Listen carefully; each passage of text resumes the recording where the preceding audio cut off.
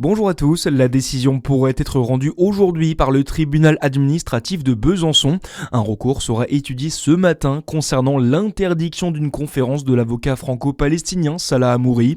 Le préfet du Doubs, Rémi Bastille, estime que le risque de trouble à l'ordre public est existant, en évoquant notamment plusieurs débordements lors de précédentes conférences.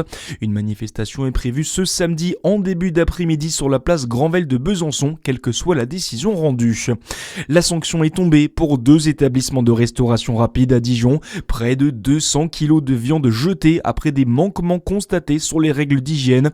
Une opération qui s'inscrit dans un vaste plan national pour lutter contre le blanchiment d'argent dans les commerces. Les deux établissements concernés ont été mis en demeure de se conformer à la réglementation en vigueur. Une grande fête se prépare dans le Jura. L'appellation d'origine contrôlée Château Vallon va célébrer ses 90 ans dimanche prochain.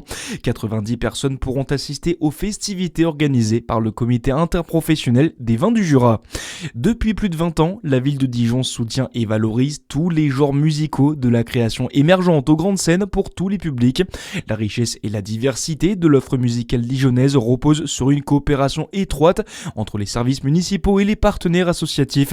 Tout au long de l'été, cette dynamique animera la ville. Christine Martin, adjointe à la culture. Bien évidemment, la musique, comme je le pense et l'ai dit, rassemble, nous fait vivre des moments d'exception, des moments d'émotion, comme on vient d'en vivre à l'instant avec cette jeune rappeuse Maria qui est extraordinaire. Si on veut parler des moments les plus importants de l'été, parce qu'ils sont incontournables, c'est la fête de la musique par exemple. Et puis évidemment le concert de rentrée La Lib qu'on attend chaque année avec gourmandise et le Golden Coast. Des propos recueillis au micro de Charlie Chevasson, et tout l'été des événements seront proposés dans les différents quartiers de la ville. Les amateurs de rap pourront notamment se retrouver à Culture Mix au jardin de l'Arquebuse les samedis 4 et dimanche 5 juillet. Également dans l'actualité, le profil du suspect dans la disparition de Liana se précise. La procureure de la République d'Auch a donné quelques détails supplémentaires hier. L'homme de 41 ans était déjà visé par 3 procédures, dont une plainte pour viol sur mineur classée sans suite en 2024. Une nouvelle plainte pour viol a par ailleurs été reçue hier matin. Les recherches pour retrouver la jeune fille de 11 ans, elle, continuent dans le Gers. Elle a disparu depuis presque une semaine à Fleurance.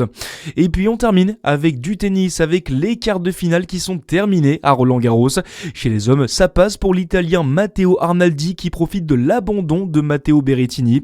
Il affrontera en demi-finale un autre Italien, Flavio Cobolli, vainqueur du Canadien Félix Auger-Aliassime. Voilà pour l'essentiel de l'actualité, c'est la fin de cette édition. À suivre votre météo sur Fréquence Plus. Très bon début de journée.